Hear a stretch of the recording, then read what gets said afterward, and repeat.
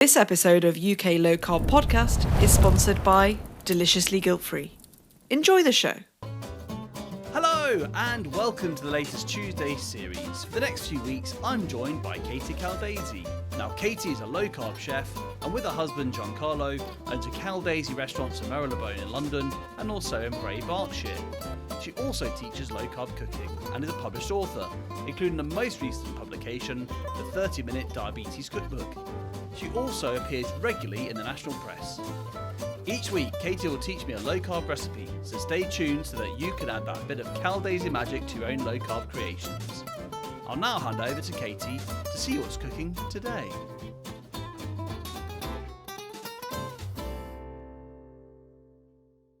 Welcome back, everyone, to our final in our series, another mini-series of the Caldesi magic that is Katie Caldesi. We've gone through some incredible desserts. So that was what this series is all about. And the last one is a real spectacular one, which, again, you can then adapt to whatever your requirements are. So yes, welcome back, Katie, to the show. Lovely to have you on. And what are we making today?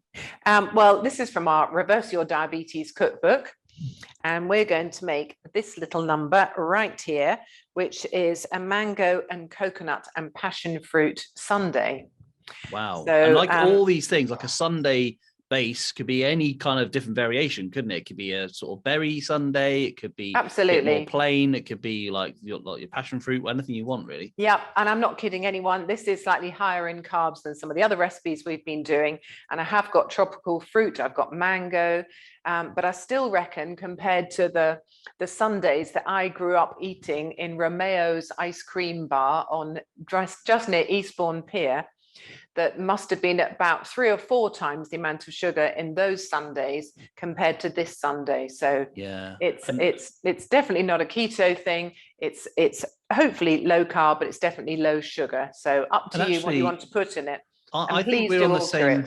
I think we're on the same page on this as well. That if your children or you've got young people in your family or young children, I'd much rather them having something like this than the actual full sugar stuff out there. My children aren't low carb or keto at all. They're only 2 and 6. They have a fairly normal-ish diet to most of their children their age. They just cut back a bit more on the carbs.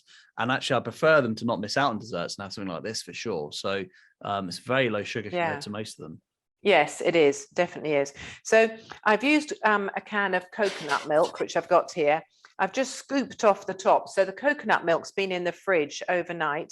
So it's separated. So I've got the thicker cream at the top, which I've got in a bowl here. And then the water I've put into 2 shallow containers. Well, actually, let's say 1 shallow container. I've done 2 so I can show you. So you want to pour the coconut water from the bottom of a can into a shallow container and freeze it. When it's frozen, which you can also do in about 2 hours, I would say it sets. So you can take a fork and you can mash the coconut water up into what the Sicilians call a granita. So it's not really like a sorbet; it's like a crunchy ice. And I've got a little bit of vanilla extract in here as well. So can I just confess something now, Katie? So you mentioned you're making granita, and I said to Josh, who's our kind of producer and director here today, I said, what is granita? So we actually did a little Google search, and we were kind of not that much more wise really to it. So this is the restaurant that was named where Brown and Blair met and did the deal about who's going to be the Prime Minister. It was called the Granita, wasn't it? Restaurant. I have no idea. Sorry. That's how I knew that word. Sorry, that's how I knew that word, but I never knew what granita was. So granita. So this is a really, really old dessert. And I know you're a bit of a historian. Well, not a bit. You are a historian. Very much. So in ancient Roman times, they mixed snow with fruit juice and honey. And that was like the earliest form of sorbet, if you think about it. Right. So in Sicily, they still do this, but without the snow. Although I've done it with fresh snow. I've done it with the kids. We squeezed an orange juice into a bowl of fresh snow and put some honey in it. It's delicious. Wow. So that's where granita comes from. That's the only yellow snow that you can have. Yeah. Okay. Absolutely. So in these glasses here, I've got some chopped up mango, but as you said, that could easily be berries if you want to keep it lower in carbs. And then I'm just using a fork actually to put some of this granita on top of the mango. God, it's awful the way my mouth waters when I'm doing these things, isn't it? Yeah, mine Because I can too. smell the passion fruit right under my nose, which I'll come on to later. And I can smell the lime, and then I can see this granita. Okay, Caldesi, you're not going to get any sympathy from me because you'll be eating this in a little while. I'm not. I know, So, you know, I I can know. only feel so sorry for you. It looks amazing.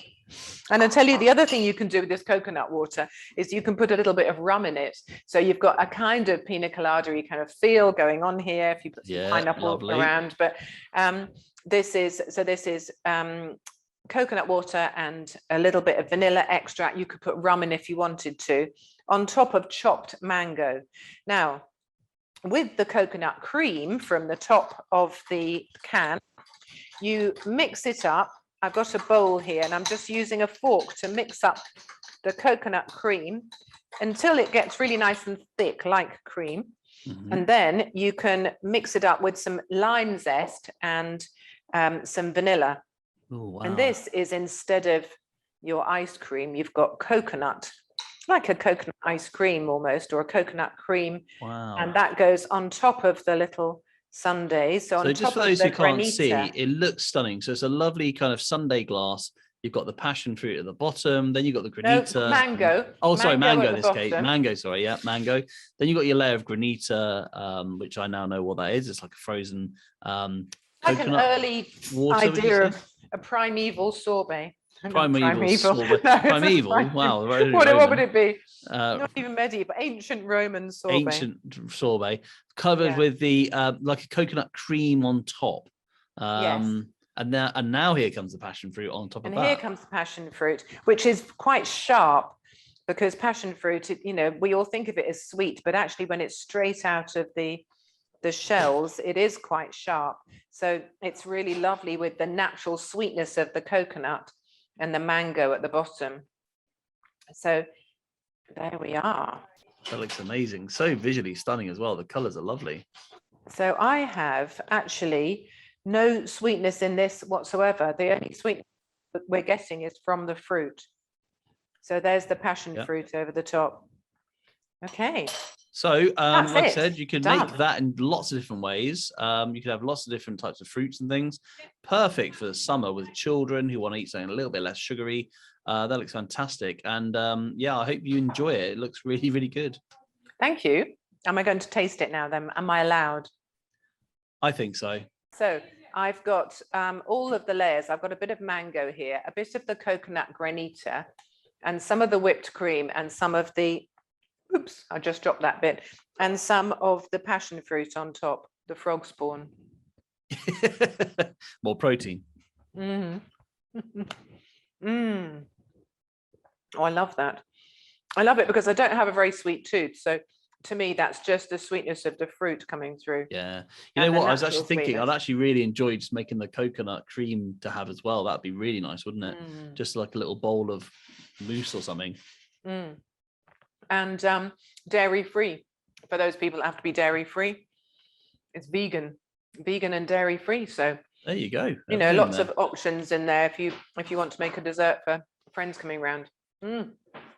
Well, I just want to say, while Katie's enjoying herself there, she takes taste testing very seriously. So, you know, I thought just one spoon. I do. It's a really important part of my job.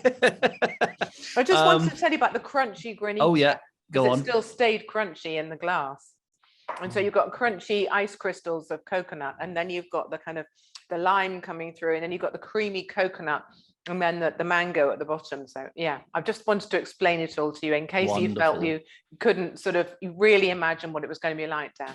No, I can definitely, and I want to try this. I'm going to make it myself. And just want to say again, my invitation to you. So today's competition, please take photographs of you making this recipe or a variation of it based on Katie Caldesi's recipe there.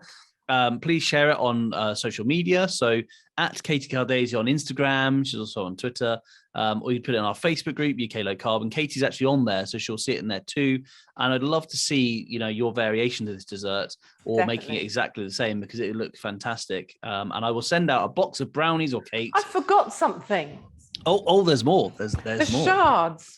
The shards. I forgot these little shards. I'm really proud of this. Okay. Because I mean, I have seen something similar elsewhere, but I kind of thought of this and then, so this is something else you can do with coconut cream, or the coconut milk that goes into cream at the top of the can, in that you make these little shards like this. So this is coconut mixed with a bit of vanilla for a bit of natural sweetness, and you put them onto a cold tray lined with baking parchment, and then I'm going to need 2 hands for this. You can just peel them off and stick them in the top of your dish like this. So this is also great to do with children. So rather than giving them ice cream, you can get them to do all these amazing wacky shapes with the coconut, and it just sets firm. I love that. It does melt quickly, so you have to you've got to move fast and eat them. But that's great for kids to eat. I think my daughter's going to probably see that more like angel wings, or they're gorgeous, aren't they? Really well done. So these kind of splats of coconut, the creamy part of the milk, splats, are beautiful. The way they've just been put in dessert like that, they're so, and everyone looks unique. That's what I like about it. Yeah, that's really clever. I haven't seen that in too many places before. So there you go. I mean, people have ideas all around the world, and you think, it was my idea, and you realize that someone else had that idea in Mexico or India or whatever. But I thought, that was a nice idea, and you can eat them as they are as well, and then.